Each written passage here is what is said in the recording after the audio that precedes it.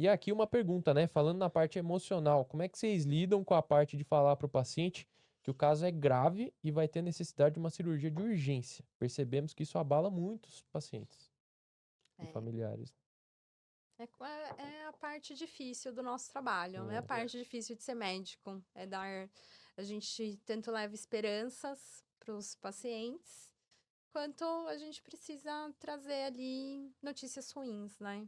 Uhum. Então, infelizmente, assim, hoje em dia a gente se preocupa muito com isso durante a formação do médico hoje. Mas quando eu me formei, por exemplo, não tinha tanto essa preocupação em nos formar, né? Criando competências para dar notícias tristes, né? Fortalecendo isso, porque a nossa profissão acaba que o pessoal enxerga como se fosse um sacerdócio. Você é médico e você é médico 24 horas por dia. Você não é gente, você é médico. Então, mas a gente tem sentimentos. Muitas vezes a gente dá notícia, pode parecer para o paciente que isso não tá tocando a gente, mas é todo um trabalho que a gente tem que fazer ali do nosso psicológico para dar uma notícia ruim, né? Acredito que as piores notícias que eu dei na minha vida foi de óbito de trauma. Sim, Uhum. Porque com é a certeza. coisa que ninguém tá esperando, né? É. Uma notícia de um câncer, por mais que seja uma notícia ruim, é uma notícia mais fácil de ser dada. A pessoa vai se preparando já, né? A pessoa tem o diagnóstico, ela consegue passar por aquele período de elaboração, né? Do luto, de uma resposta ruim, até mesmo de uma doença crônica, mas a notícia do trauma, ela é difícil pra gente. Eu acho que é mais difícil também. Não sei você, Monique. Eu acho que também dar notícia difícil, né? É um aprendizado É um também pra aprendizado. gente, né? Ninguém sai formado sabendo lidar com isso. Eu lembro quando eu tava no R1 da cirurgia, uma vez teve um trauma de moto na Fernão Dias, marido e esposa. O marido morreu. Ele chegou com sinais vitais, mas ele morreu na sala de emergência. A esposa teve só umas escoriações. Hum. E aí, tava com nós, né, da cirurgia geral, precisava dar a notícia para a esposa que o marido tinha falecido. E eu falei assim, gente, eu pensando comigo, né, não sei se eu vou saber dizer, vou conseguir. E aí eu virei pra chefe que tava de plantão comigo, que era a doutora Carol, falei, vão comigo? Porque eu não sei se eu vou saber. E aí ela foi comigo e ela falou, e eu aprendi um pouco ali também, vendo ela a lidar com aquela situação, e a partir dali eu fui desenvolvendo também para aprender Porque também, né? apesar de existir técnicas, né, que fala, chega o paciente, coloca num ambiente mais adequado, que é aquele protocolo Uhum. Spikes, né, de má Uhum. notícia. Só que depende muito do que você sente do paciente, né? Eu acho que a primeira coisa a gente tem que ser muito honesto. Uhum. Só que também você não pode chegar e falar, olha, faleceu. Então, você Sim. tem que ir dando as notícias aos A poucos gente para a precisa pessoa contar a história, né? e Pra entender família, pra primeiro ir que a família entendendo. entendeu já do assunto, né? Se ela entendeu que o paciente já chegou grave no hospital, né? É. Porque O às vezes ela contexto, não tá né? entendendo nem o que tá acontecendo. Ela foi acionada, olha, seu filho teve um acidente. E é só isso que ela sabe. Então, às vezes, você ir contextualizando, mas ser sincero e se colocar no lugar de como é a menos pior forma de você receber essa notícia, né? Porque, mas É. não tem regra e não é fácil. E hoje, É. durante a formação, a gente se preocupa com isso. Então, no curso, a gente colocou componentes para isso, né? Aqui no curso da USF, da medicina. A gente tem o centro de simulação que faz simulação de notícias difíceis. Uhum. Ah, muito legal. Isso é muito Sim. Isso importante, é né? Legal, não importante, sabia. porque muito isso bom. eu não tive na minha formação, e quando a gente cai na vida, quando que a gente vai aprender assim? A gente, É. na primeira vez que a gente vai dar a notícia, a Sim. gente pega um chefe, se a gente tá com um chefe que a gente tem confiança, fala. Na Se não residência. tem, é um R+, que vai te ensinar.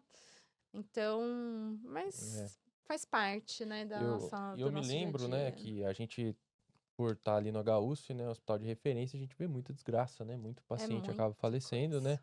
E eu lembro que quando eu tava no final do R2, eu tava de plantão à noite, né? Um paciente faleceu lá, um paciente que já tava bem grave, e eu tava com um interno de plantão comigo.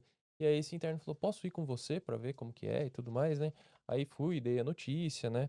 E aí eu achei muito legal que no final, né, depois o interno me falou, olha, eu tive aula semana passada disso e foi exatamente tudo que você fez, foi nessa sistematização e foi da maneira menos pior, digamos assim, né?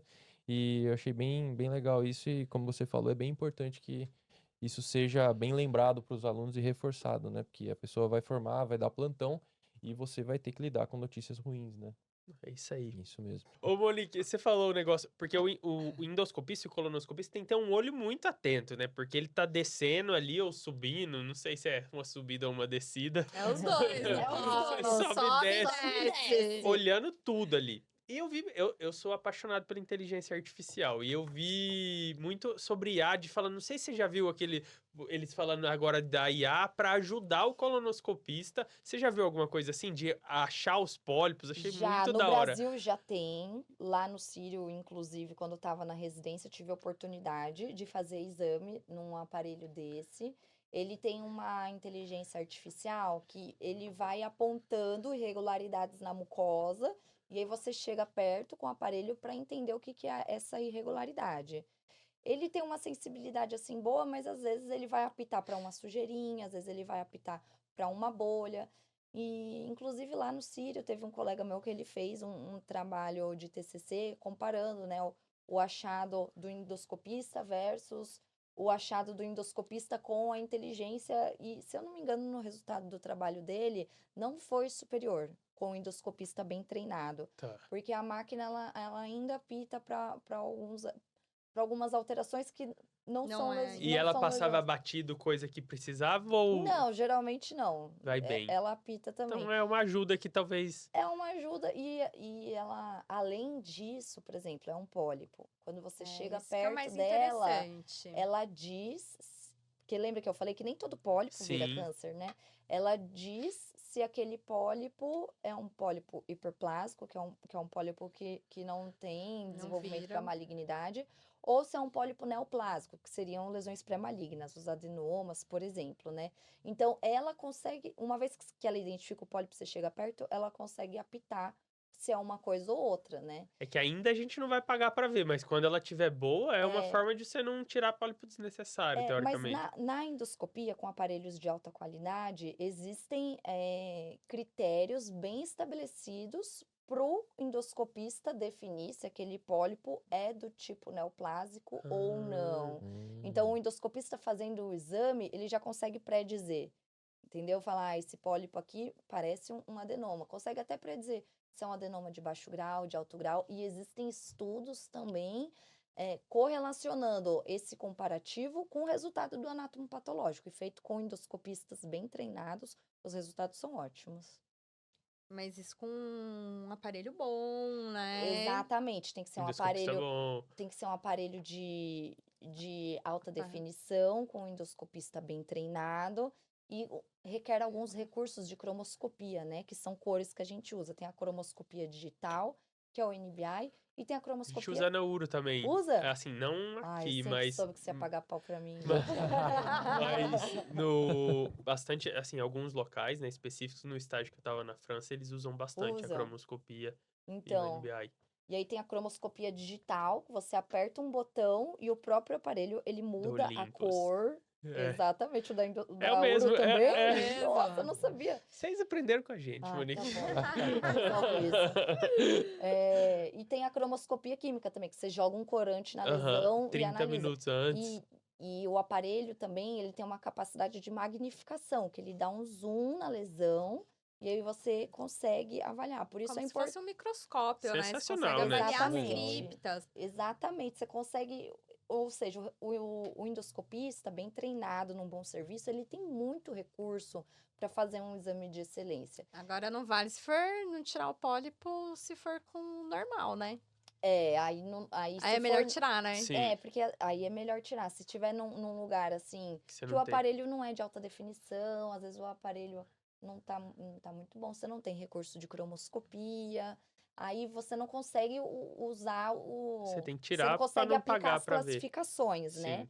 E aí acaba tirando mesmo. Pois Por é. isso a importância de fazer o exame em bons serviços. E aí tem uma outra pergunta agora para adultos. Boa noite. O aumento dessas doenças no intestino, que teve esse significativo aumento aí nos últimos anos, tem atribuição com obesidade e o aumento do consumo de produtos industrializados? Sim. Os hábitos de vida, né, eles estão diretamente associados ao aumento de doenças neoplásicas, né, para câncer coloretal. Existem estudos já mostrando parte de obesidade, né, consumo de nitritos, né, alguns alimentos Exato. industrializados, embutidos, galera que Sim. Os gosta aí da embutidos são mortadela, os do vilões. presunto, do Nossa. salaminho, O corante rosa. Coffee break. coffee break lá da liga da faculdade que os alunos vão. Tem que tomar cuidado com essas coisas. A gente É. dá umas escapadas, né? Lógico. Mas Não pode ser o rotina isso. consumo disso rotineiro realmente é muito ruim, né? Então, tanto que assim, a doença inflamatória no Brasil, ela é mais incidente aonde? Na região sul e sudeste, né? Uhum. Que são os locais que e quando a gente vê a distribuição no mundo, os países mais afetados são os países desenvolvidos. Ah, sim. Então, onde a gente tem um maior consumo de processados, de ultraprocessados, de obesidade, de uma vida de sedentarismo, de menor consumo de fibras, né? Então, quando a gente vai ali para o continente da África, praticamente a doença é inexistente, porque o consumo de fibra deles é muito alto, né? Então, aqui no Brasil também segue essa lógica, né? Região norte, nordeste, a gente tem uma certa dúvida se é em relação a estilo de vida só ou se se os casos são subdiagnosticados, né? Porque a gente sabe que o nosso sistema de informação aí de epidemiologia no Brasil não é os 10 mais, né? Uhum. A gente não tem